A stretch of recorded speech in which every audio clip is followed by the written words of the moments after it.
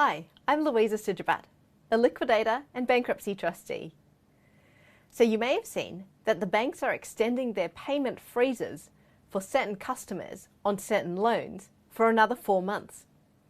The natural question is, if your business currently has a payment freeze on your loan, or if you have a payment freeze on your home loan and you're an eligible customer, should you extend it for another 4 months or up to 4 months? The answer is, it depends. If you don't have to, and you can make those mortgage or loan repayments, then I encourage you to make them. And the reason for that is that the interest on your loan continues to accumulate even when you're not making your payments if you're on a payment freeze. This means that you'll have more to pay back by the end of the loan.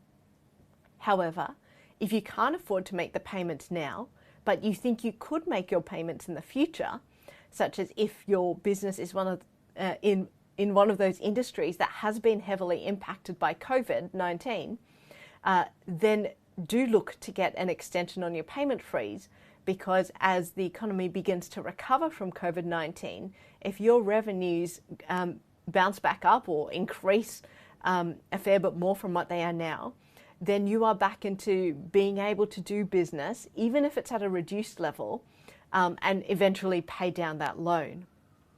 One of the important points, though, is to really evaluate to see if you can be repaying that loan at some point in the future, or has it gotten to a stage where it's not repayable? Because if it's gotten to a stage where you look down the road and it's not repayable, it's usually better to do something about it now while you have more options, because the more time progresses, generally the less options you'll have of what you can do.